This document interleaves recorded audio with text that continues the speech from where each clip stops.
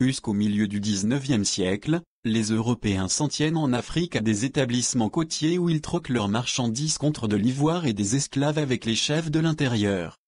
C'est seulement dans les années 1870 que les conquêtes coloniales deviennent un enjeu politique. Partisan de la colonisation, tout change en 1872 quand le Premier ministre britannique Benjamin Disraeli annonce au Crystal Palace, Londres, sa volonté de promouvoir l'Empire anglais. La même année, un Français, le républicain de gauche Léon Gambetta, lance à Angers, pour reprendre véritablement le rang qui lui appartient dans le monde, la France se doit de ne pas accepter le repliement sur elle-même.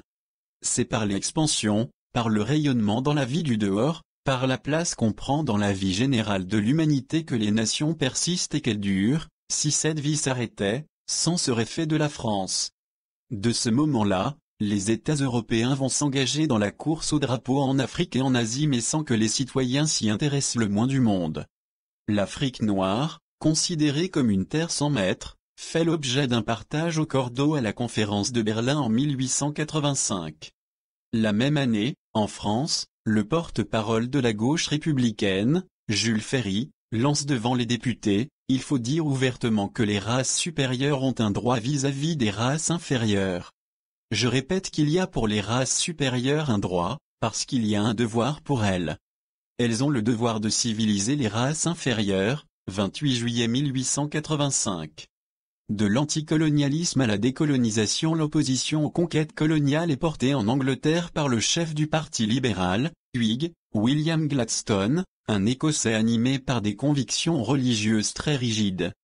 Grand rival de Benjamin Disraeli.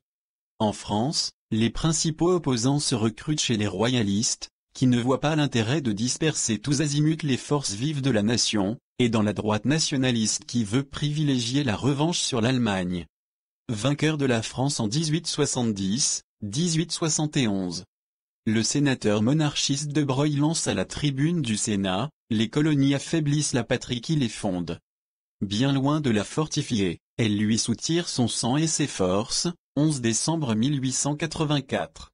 À la fin du XIXe siècle, une fraction de la droite se rallie toutefois à l'idée coloniale au nom de principes humanitaires et religieux, sous l'influence du cardinal Charles Lavigerie, archevêque d'Alger, et de l'avant garde missionnaire représentée par les Pères Blancs.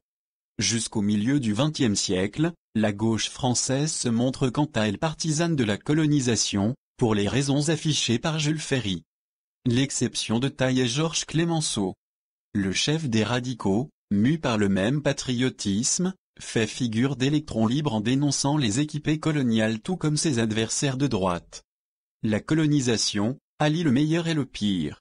Des missionnaires et des fonctionnaires pétris de bons sentiments tentent d'aménager les infrastructures et de développer une économie moderne ainsi que d'alphabétiser les populations et d'améliorer les conditions sanitaires, mais des militaires, des fonctionnaires et des commerçants abusent aussi de leur position pour exploiter les populations, voire massacrer des groupes entiers.